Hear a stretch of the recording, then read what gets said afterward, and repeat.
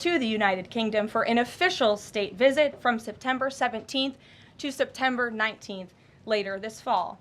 This will mark a truly unprecedented second state visit for President Trump, and he is honored and looking forward to meeting with His Majesty the King at Windsor Castle. There has been a wave of positive economic news over the past week, which I would like to highlight today. Joe Biden's inflation crisis has been defeated. Prices paid to American businesses for goods and services were flat in June, which is lower than all 50 forecasters in the Bloomberg survey predicted. And core inflation, which is the best measure of inflation, came in lower than expected again in the month of June.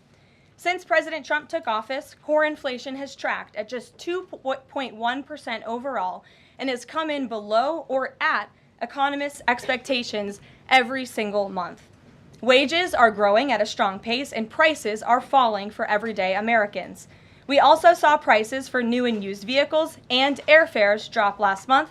In addition, prices for gas, fuel oil, energy commodities, or hotels, airfare, public transportation, and fresh vegetables are all down over last year.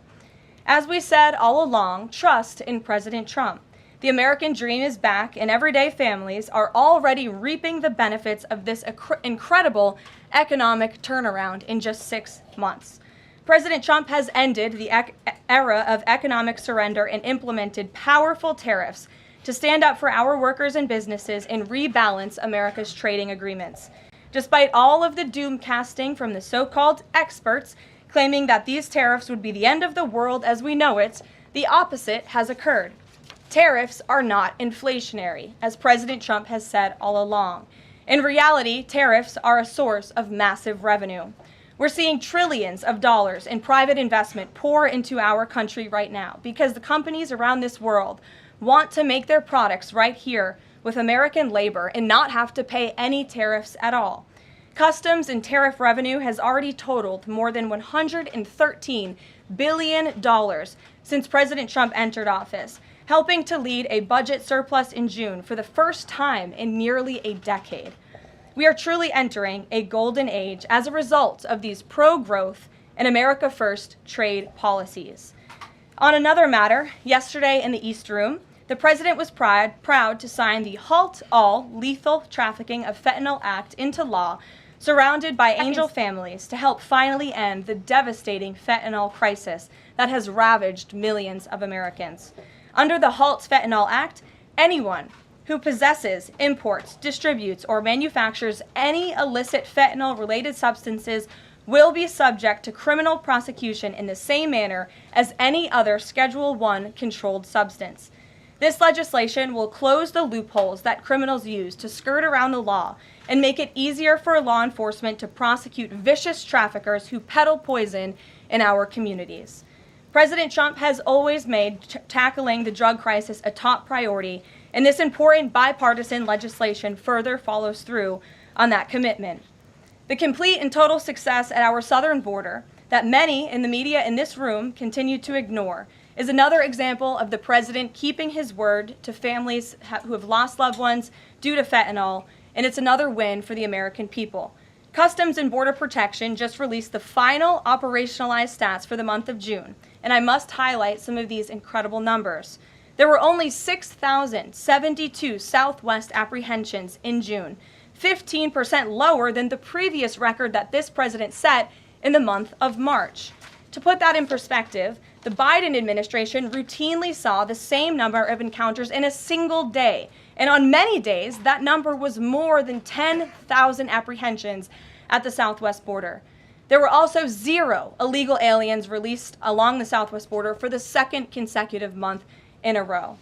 President Trump promised to end the illegal alien invasion, and he has delivered on that promise to the American people in record time. With the border sealed, deportations are ramping up. This past weekend, our brave ICE agents were arresting violent criminal illegal aliens all across the country. ICE Atlanta arrested an illegal alien from Mexico, convicted of attempted rape of a child in North Carolina.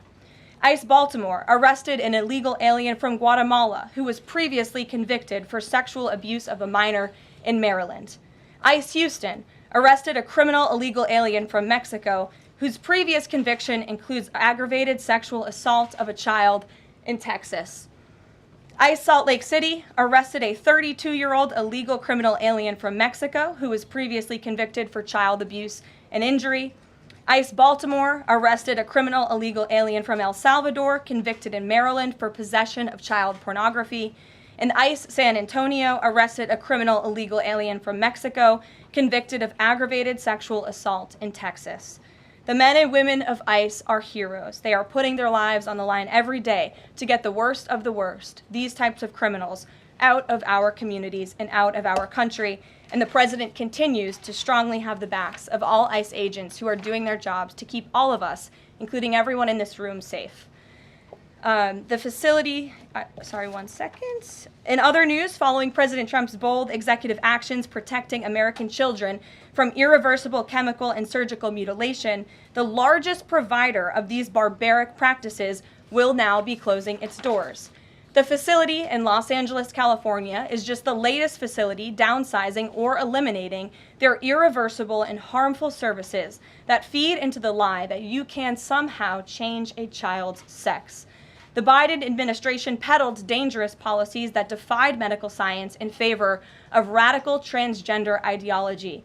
But President Trump has put an end to that to ensure America's children's innocence is protected and our children can lead healthy and productive lives.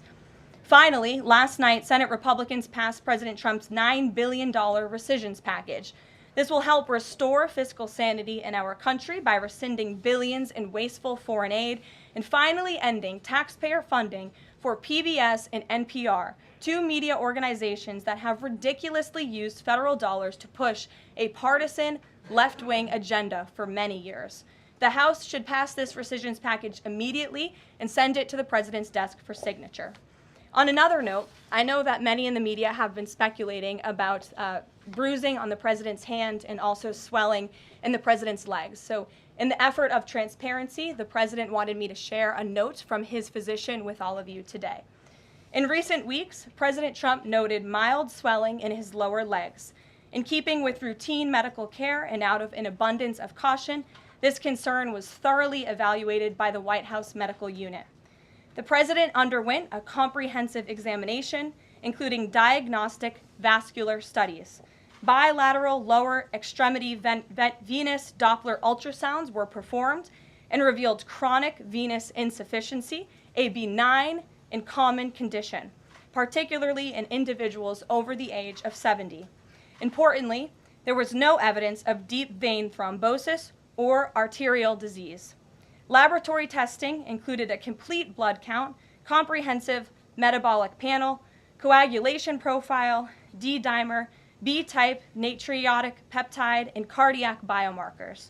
All results were within normal limits. An echocardiogram was also performed and confirmed normal cardiac structure and function. No signs of heart failure, renal impairment, or systemic illness were identified. Additionally, recent photos of the president have shown minor bruising on the back of his hand. This is consistent with minor soft tissue irritation from frequent handshaking and the use of aspirin, which is taken as part of a standard cardiovascular prevention regimen. This is a well-known and benign side effect of aspirin therapy. And the president remains in excellent health, which I think all of you witness on a daily basis here. So the president wanted me to share that note with all of you. I'm happy to take further questions on it. We will provide the memorandum from the president's physician to all of you, as we always do. And we'll get to questions. Here in our new media seat, we have Frank Corva, who's the White House correspondent for Bitcoin Magazine, which comes at a timely week with crypto legislation moving across Capitol Hill. So why don't you kick us off, Frank, and thanks for being with us. Thank you so much. We appreciate it, Ms. Leavitt. Sure. I was curious to hear if the president was in favor of removing any and all language around central bank digital currencies from the Genius Act, maybe as a means to get it across the line and get it on his desk. And then my second question was about something the president spoke about in this room. He talked about a $600 de minimis tax exemption for Bitcoin and other crypto spending. So I was just wondering if you could comment on those. Sure. Well, the president did signal his support for a de minimis exemption for crypto, and the administration continues to be in support of that. We are definitely receptive to it. to make crypto payments easier and more efficient for those who seek to use crypto as simple as buying a cup of coffee. Of course, right now that cannot happen, but with the de minimis exemption, perhaps it could in the future, and we will continue to explore legislative solutions to accomplish that. As for the central bank digital currency and the Genius Act, which you noted has passed through Congress and will be sent to the president's desk. I believe the House is voting on it. If they haven't, they should be passing it. We know we have the votes, and we expect it to get to the president's desk, and we are planning a signing ceremony tomorrow afternoon. All of you will get more details on that. This piece of legislation is going to make America the crypto capital of the world, and that's what the president promised. As for a central bank digital currency, the president opposes that. He made that promise to the American people on the campaign, and while it's not in this specific piece of legislation, he did sign a January executive order banning a central bank digital currency. The administration supports Congress's efforts to codify that executive order into law, and I believe there will be future pieces of legislation in regards to crypto that will be moving through Capitol Hill. The president looks forward to signing them, and he looks forward to the signing ceremony this afternoon. So thank you for being with us today. Sure. Jackie. Thank you, Caroline. There's been a lot of discussion about the Epstein files and the president's comments yesterday calling it a hoax. Can you clarify which part of the Epstein hoax is the hoax part? The president is referring to the fact that Democrats have now seized on this as if they ever wanted transparency when it comes to Jeffrey Epstein, which is an asinine suggestion for any Democrat to make. The Democrats had control of this building, the White House, for 4 years, and they didn't do a dang thing when it came to transparency in regards to Jeffrey Epstein and his heinous crimes. It was this president who directed the Department of Justice and the Attorney General to do an exhaustive review of all files related to Jeffrey Epstein, which they did. The Attorney General and the FBI, led by Pam Bondi, Dan Bongino, Kash Patel, these are great patriots, some of the most trusted voices in the Republican Party movement. It's part of the reason the president appointed them to these high law enforcement positions, and they spent many months going through all of the files related to Jeffrey Epstein, and they concluded what they found in that memo, which they drafted and they released. And so the president has been transparent. He has followed through on his promises to the American people, but he doesn't like to see Democrats and the mainstream media covering this like it's the biggest story that the American people care about. The president has been working so hard this week. On Tuesday, he went to Pennsylvania, where he secured $90 billion in investments for the Commonwealth, for the people of that state. After that, he came back to the Oval Office at 8 p.m. He went in there to whip votes to get the Genius Act signed into law. And because of his efforts, that bill is now going to be signed and passed. The following day, yesterday, he meets with a foreign leader, the King of Bahrain, to secure more investments into this country. And then yesterday afternoon, the president is in the East Room of the White House mourning with parents who have lost their children because of fentanyl, signing a bipartisan piece of legislation. And not a single cable network in this country took that event live and covered that event like they should. Those are the issues the president cares about. What could be more important to the American people than helping families who have lost their children? Those are the issues this president is going to remain focused on. I understand he wants to move on from this story, but you do have some prominent figures, including the Senate Majority Leader, the House Speaker, voicing support for the files to come out. Representative Massey collecting signatures that would force a discharge petition for a vote on the floor for this. It doesn't seem to be going away. What is stopping the administration from just redacting any sensitive information, grand jury information, and putting out what is appropriate so that the American people can decide and then let this story die? Well, in terms of redactions or grand jury seals, those are questions for the Department of Justice. Those are also questions for the judges who have that information under a seal. And that would have to be requested, and a judge would have to approve it. That's out of the president's control. He has said, in agreement with some of the leaders on Capitol Hill, that if the Attorney General and the Department of Justice come across any other credible evidence, they should provide that to the American people. The president has said that, and he agrees with them on that. Why did you fire Maureen Comey? The Department of Justice did, and I would defer you to them. Dasha. Has the White House been directly in touch with some of the MAGA influencers that are still not satisfied with the administration's handling? And has the message to them been similar to what the president has said, which is sort of either let this go or we don't need your support? Well, look, the president and this team are always in contact with the president's supporters, with voices of many kinds on both sides of the aisle. I think that's part of the reason this president is a great president, because he's willing to listen and hear other people's perspectives. But ultimately, he has led this country not not just over the past 6 months to historic success, but also through his first 4 years as president. And as the leader and the creator of the MAGA movement, he has led through these perilous times for our country based on instinct and in the best interest of the country. And as I always say, the American people should trust in President Trump. John, Fed Chair. go ahead, John.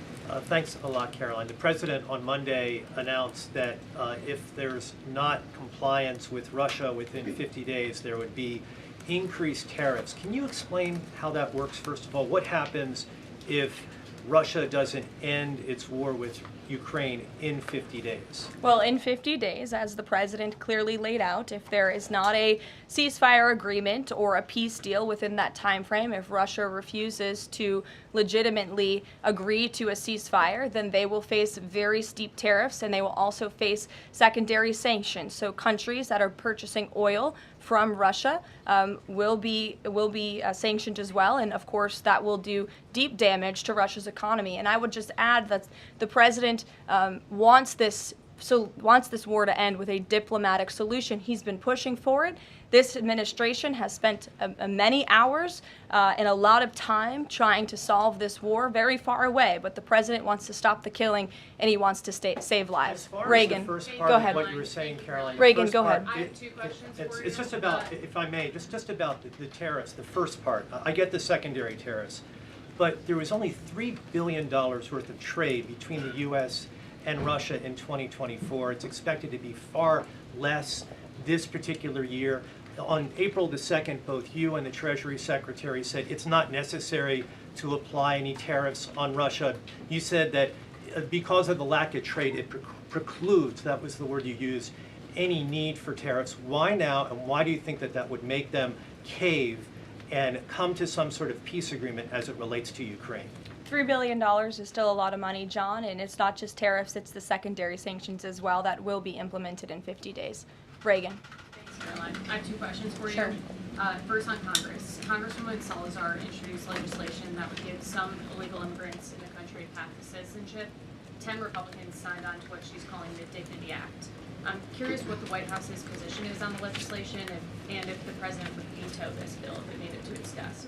From my understanding, the White House nor the president has actually read through this legislation. We've been focused on, of course, the One Big Beautiful Bill, which passed, which is another historic accomplishment of this president in record time. The Genius Act this week, the recisions package, that's been the focus of the White House. But the president has made it very clear he will not support amnesty for illegal aliens in any way. I want to give you a chance to respond to the CEO of NPR. She's claiming that the cuts to their network will, quote, be a real risk to public safety of the country. Murkowski has argued that public broadcasting stations save lives.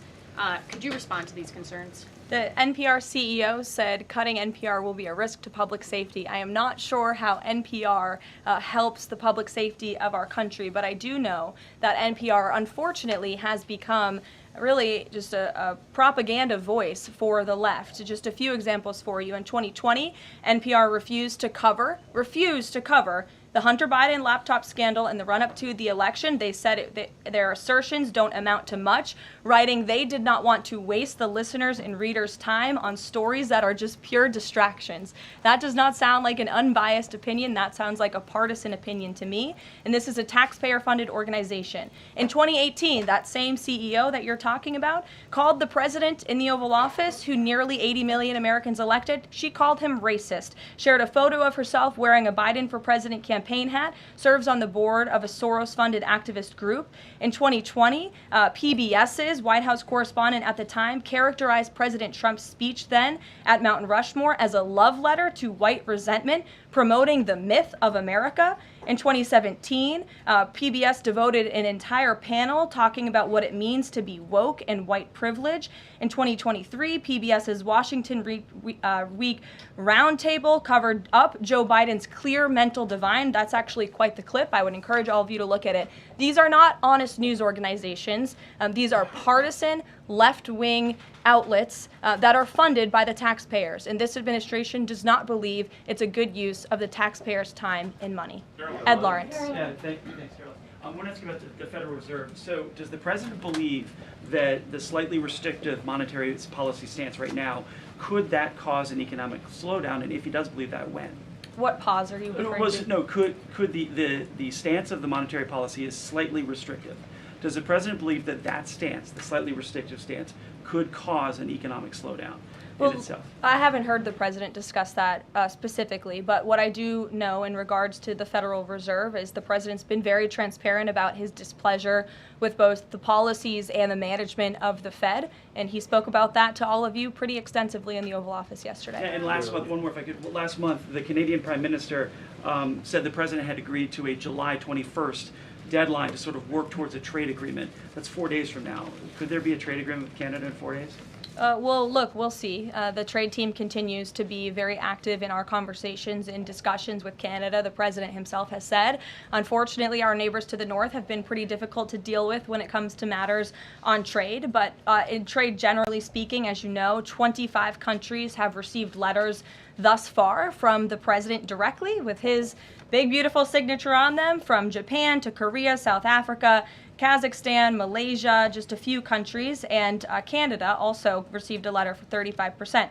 With that said, if countries want to have legitimate further discussions, the Trump administration and the president's trade team are willing to have further talks, but these letters these countries have been receiving are the deals. And as the president has said, those deals will be made. They are tailor-made to each and every country based on the United States' concerns and what's in the best interest of the American worker and the American people. Caroline. Charlie, go ahead. Thank you, The Caroline. president- No, I called on Charlie, but Deanna, you can go ahead too. Go ahead. The president said that he floated the idea of a special prosecutor in the Epstein case. Can you confirm that? And has he asked the Attorney General to do this, to appoint a special prosecutor to look it over? Well, the idea was floated from someone in the media to the president. The president would not recommend a special prosecutor in the Epstein case. That's how he feels. And as for his discussions with the Attorney General, I'm not sure. Deanna. Caroline. Thank you so much. Do you know what the president's reaction was to Mike Johnson saying that he wants additional files released, the Epstein files? Was there a conversation with Mike Johnson about that following his comments?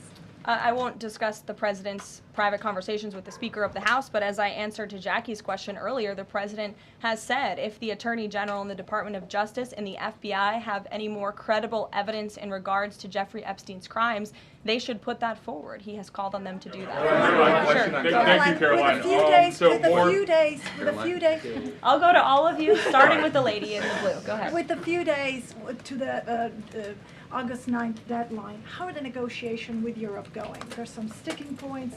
What are they? Can we expect a delay, or should we expect a deal soon? Well, I believe the deadline is August 1st. As for the European Union, they continue to be very eager in negotiating with our country for obvious reasons on ways to lower their tariff and their non-tariff barriers that we have long said harm our workers and our companies. So the president's trade team continue to be in talks with the European Union. Would he accept, or would he put forth a postponement of the August 1st? He's already said he will not. Caroline, Owen, go ahead. Caroline, good afternoon, Caroline. In Gaza today, Holy Family Catholic Church was struck by an Israeli shell. Yes. 3 people were killed, 10 wounded. What is the president's reaction to that church coming under fire? It was not a positive reaction. He called Prime Minister Netanyahu this morning to address the strikes on that church in Gaza, and I understand the Prime Minister agreed to put out a statement. It was a mistake by the Israelis to hit that Catholic church. That's what the Prime Minister relayed to the President, and you should look at the Prime Minister's statement that will be coming out. Steve, go ahead. Back to your letter that you read at the beginning. Sure. The president, you said mild swelling in his legs. Yes, is sir. it causing him any discomfort? How are you treating it? Nope. No discomfort from the president at all, and you probably all see that on a day-to-day basis. He's working around the clock. As for the treatments, I can defer to the president's physician, and we'll get you this letter. I think it will answer all your questions. There are reports that a Chinese-born banker who works in Atlanta for Wells Fargo is being prevented from leaving China. Has the president, is he going to bring this up with President Xi? Are you aware of the case? I'm not aware of the case, but I'm sure our National Security Council team is. Steve, we'll get you some answers on that. Caroline. Thank you, Caroline. 2 questions. So the first is that President Trump said that the Attorney General only gave him a brief overview of what was in these Epstein files. Does he have knowledge or an understanding of what is in the files related to Epstein that have not been released? Not to my knowledge, and that's a question for the Attorney General, as I said, and the President has told the Attorney General if they have any more credible evidence, they should release it. Is that evidence, would she have to run that by the President before she released it? I don't think so. He said if she has any more credible evidence, she should release it. Your Honor. Go ahead. Thank you. Go ahead, yes. Great, thank you, Caroline. Two questions. One, today. And you can go ahead, Andrew. Don't worry. Today, tens of thousands of folks are rallying nationwide to honor the legacy of Congressman John Lewis. Meanwhile, Republicans in Texas reportedly are working to redraw congressional maps at President Trump's urging. How is President Trump reconciling his call to action for Texas Republicans with the legacy of Representative John Lewis? I'm not quite sure how the two things are related. I think the President would agree that John Lewis served our country for many, many years. It has nothing to do with the redistricting efforts that are currently underway by Texas Republicans to add seats to their legislature. They have the right to do that. The President spoke to the congressmen and women who serve the great state of Texas about it, but it's up to them and it's up to their legislature to get that approved. And Caroline, just a second question. Go Does ahead. the President support the Justice Department's request for just 1 day in jail for the officer convicted in Breonna Taylor's killing? And what message does he believe that sends to her family and to other families seeking justice in cases of police violence? I haven't talked to the President about that case. Go ahead. Just the President, when the President met the interim President of Syria a couple of months ago, he described him as a young, tough, attractive guy. After the latest clashes in Syria over the last few days, does President Trump still support Syria's interim president? The President still supports Syria's pathway to a peaceful and prosperous country, and you received an update directly from the Secretary of State on the ongoing situation between Syria and Israel. I spoke to him myself this morning to get an update, and as soon as the United States became involved in this conflict, we were able to de-escalate, deconflict. That seems to be continuing. Syria agreed to draw back their troops that were in the area where that clash was ongoing, and we continue to be very actively monitoring the situation. The President wants to see Syria become a prosperous and stable country, and by the lifting of the sanctions on Syria, he's giving them a real chance to do that, and he wants to see that through. Andrew, go ahead. So on Tuesday, the President told a very detailed story about his uncle, noted scientist John Trump, and Theodore Kaczynski, the late Unabomber. He said that Dr. Trump taught Ted Kaczynski. Ted Kaczynski was not identified as the Unabomber until 1996, 11 years after John Trump passed away. It would have been impossible for John Trump to have ever discussed the Unabomber with the President. So what was he talking about? And I have one follow-up. Andrew, with so many issues going on in the world, I'm a little bit surprised you would ask such a question, although I'm not sometimes coming from you, I will say, but I'm willing to give you an answer. Nevertheless, the President's uncle did, in fact, teach at MIT. He was a very intelligent professor. The President's very proud of his family. In fact, the President has a letter from his uncle on the MIT letterhead that sits in the Oval Office dining room. Maybe we'll let you see it sometime. And then Elizabeth. Caroline, one more on. Elizabeth, will the go President consider pardoning Ghislaine Maxwell Elizabeth, if the Epstein case is a hoax? Okay, I'll start off with the President said last week he would not be getting involved in the New York City mayoral case. If that mayoral race, if that's still the case, given his history drawing a large crowd in New York City, what's his reason for staying out of it in that way? Well, look, I think the President reserves the right to get involved in races or not get involved in races, and he's made the decision not to weigh in on the New York mayoral race, as you rightly pointed out, although he has gone as far to say he absolutely does not want to see Zemdami elected, who is a known communist who supports the abolishment of private property, the defunding of police.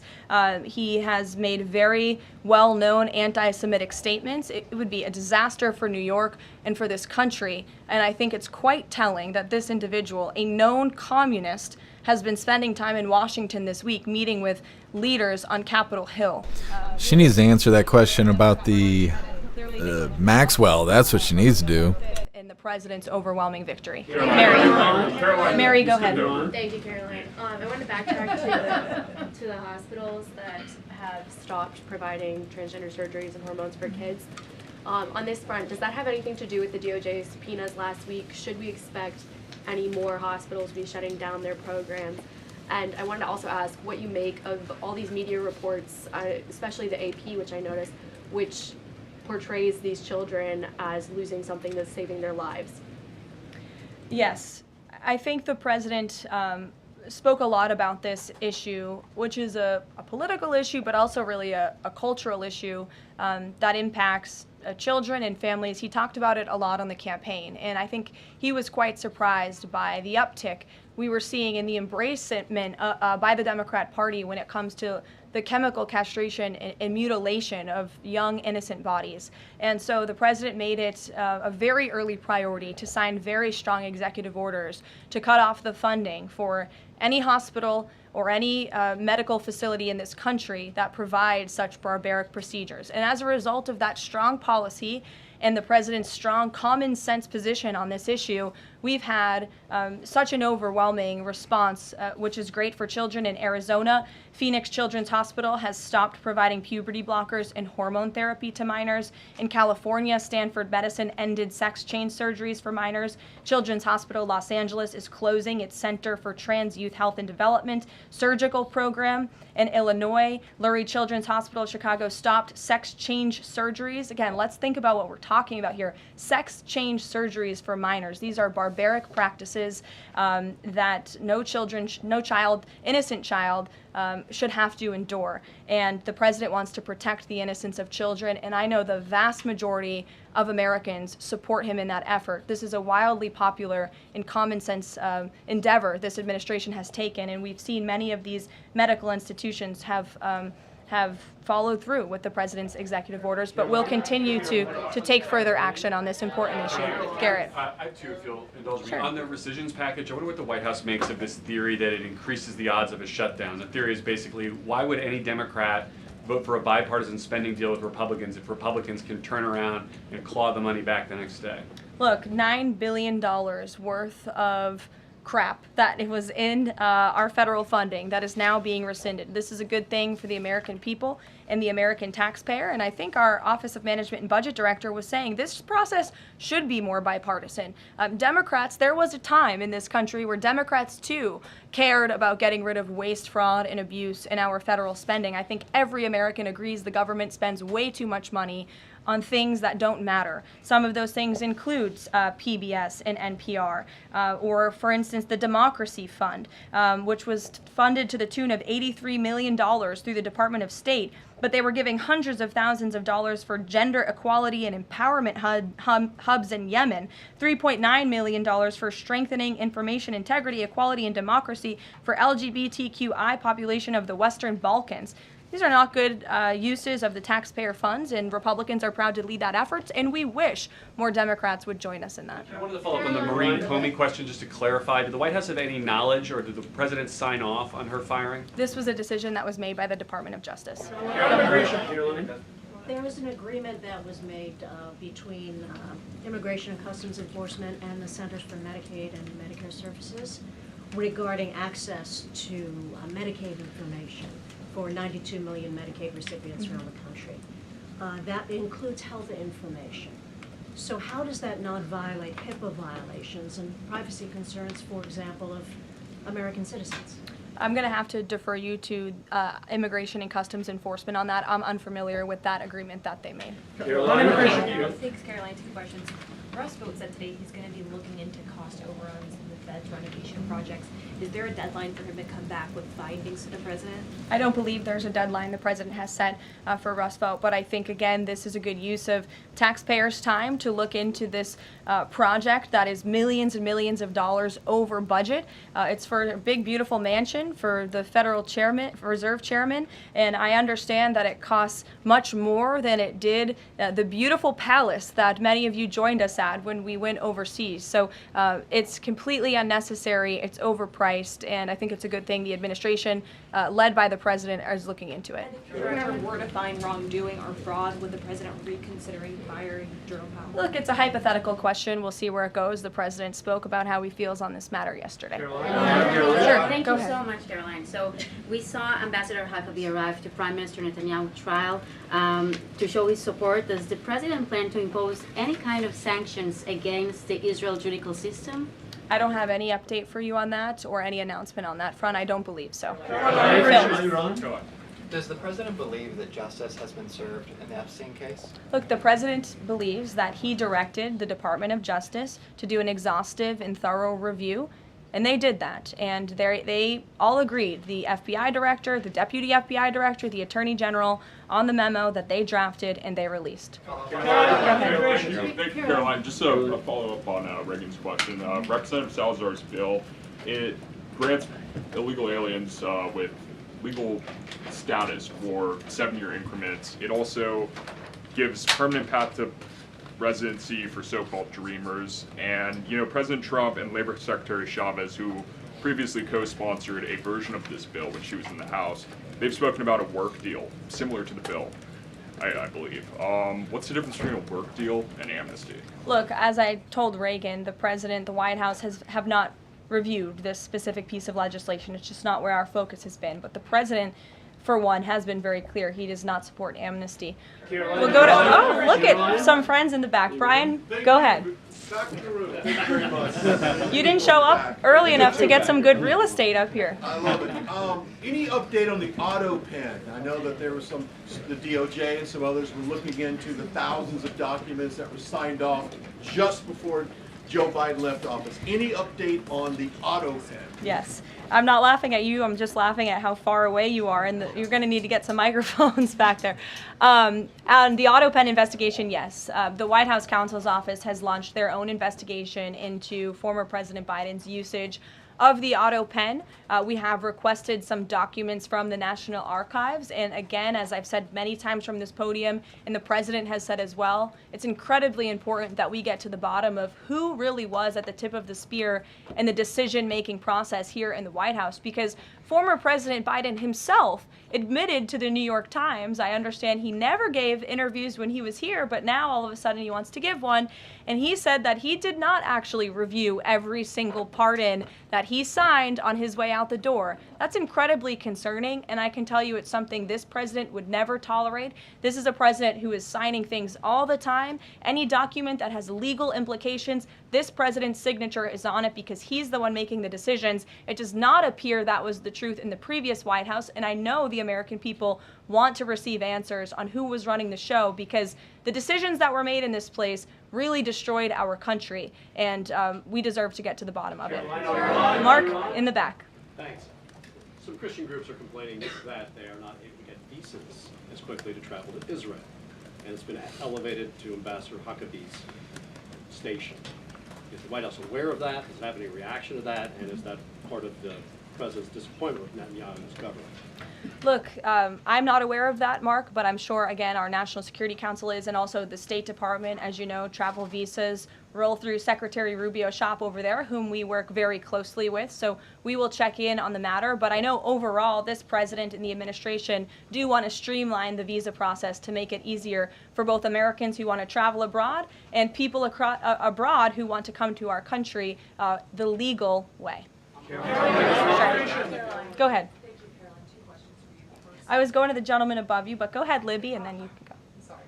Okay, 2 questions for you. The first is, during the Whole Nation Summit, Secretary Noem suggested there could be some changes to TSA's liquid limits. Mm-hmm. Is the president aware of that? Is that an idea that he's backing? And what would that timeline and the changes look like? Sure. I would defer you to the Department of Homeland Security, but I did see Secretary Noem's comments, and I think it's great that on day one she asked TSA, what are we doing right? What are we doing wrong? How can we make air travel more efficient while maintaining utmost security for American passengers and travelers? And I know they announced no more shoes, or you don't need to take off your shoes anymore at the airport, which I think is welcome news to all of us who travel a lot. But further guidance or decisions, of course, that's in the Secretary of Homeland Security's overview, and I would defer to her. And the other question for you is on Bondi and Burgum's trip today to Alcatraz. I'm curious what the funding is going to look like for that, and who the president does want to see incarcerated there, Sure. if it were to become Sure. Well, this was an idea of the president. He spoke about it in May, and he directed his administration to review a reopening plan for Alcatraz if it is possible, which is why the Attorney General and the Secretary of Interior have traveled there today. They are touring the site, and if the Alcatraz prison is reopened, it would be under the purview of the Bureau of Prisons, and the Secretary of Interior also would play a big role in this as well. So they're there to review the site today, and I'm sure you'll hear more from them on it later. And just to follow up, Libby, on who the president wants to see housed in Alcatraz, the worst of the worst criminals in this country, both American criminals who convict heinous crimes, but also illegal alien criminals before deportation as well. Sure. Go ahead. The State Department yesterday urged the Chinese Communist Party to cease its campaign to eradicate Falun Gong, a peaceful spiritual practice. With the anniversary of this brutal persecution approaching, does the White House have a message for the CCP on this? Well, I will get you one, and we will get back to you. Sure. Go ahead. We'll take. Go ahead, and then go ahead. Sure. I've never called on you. Why don't you go ahead? In the red tie. Hello. Dr. Harper behind. Thank you. Yes. Go ahead. Go ahead. Me, thanks. Yes. Thank you, Caroline. Yes, you. What's your name? My name is Matias. Thank you. What's your outlet? I'm for Record TV, Brazil. Great. Brazil's President Lula recently said that President Trump was elected to govern the United States and not to act as the emperor of the world. And he also emphasized that Brazil is open to negotiation. I'd like to hear what you have to say about it, what the administration has to say about it, and specifically what areas are currently open to negotiation in the light of the 50% tariffs that were announced. Sure. The president is certainly not trying to be the emperor of the world. He is a strong president for the United States of America, and he's also the leader of the free world. And we've seen a great shift across the entire globe because of the strong leadership of this president. In regards to Brazil, the president sent a letter to Brazil announcing their new tariff percentage. He also directed our USTR ambassador, Jameson Greer, to launch an investigation of Brazil under Section 301 of the Trade Act of 1974, designed to address unfair foreign practices that are affecting U.S. commerce. For years, we know Brazil's digital regulations and weak IP protections have undermined U.S. tech and innovative companies, and their tolerance of illegal deforestation and other environmental practices puts American producers, manufacturers, farmers, and ranchers who follow better environmental standards at a competitive disadvantage. So this president always acts in the best interest of the American people and the United States of America, and he will continue to do so. Thank you very much, everyone. We'll see you later. I appreciate the enthusiasm today.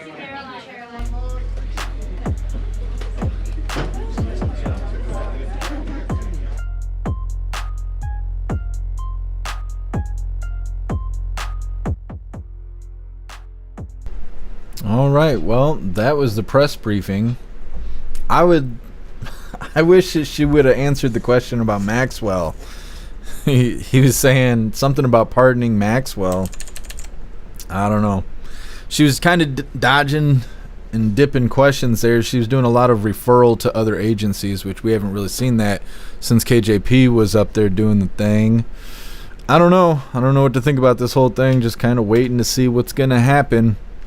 Doesn't sound like they're going to release the Epstein files, but maybe they will. We covered either yesterday or the day before. Hakeem Jeffries was telling everybody that we need transparency and the American people deserve to see the Epstein files. And a lot of people have been saying that maybe that's the whole plan altogether, is they're trying to downplay the Epstein files to get the Democrats to demand that they get released. And now that's starting to happen. So we'll see how it goes. I don't know. I don't really know what else to say.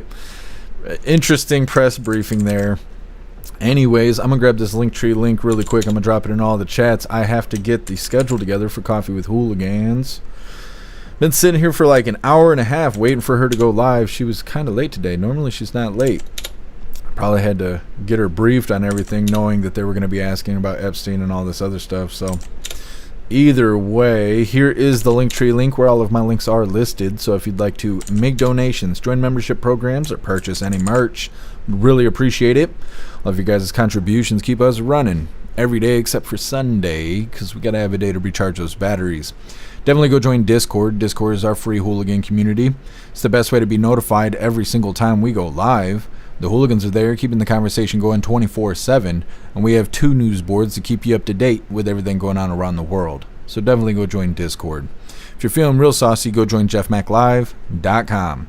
Over on the website, it is the best way to experience the live. Our built-in chat has more ability than any other platform. You can post memes and GIFs and custom emojis and links and all kinds of stuff right there while watching the live. You also have access to Hooligans Alley, which is our private social media area. You'll have access to the forums, the arcade, and our advanced messaging system with the built-in group chats. So definitely go get yourself a membership for jeffmaclive.com. Like I said, I'm going to put together the schedule for Coffee with Hooligans, and we'll be live in about 2 hours or so once I get the schedule put together. I appreciate all of you guys being here. I'll see you guys in a couple hours.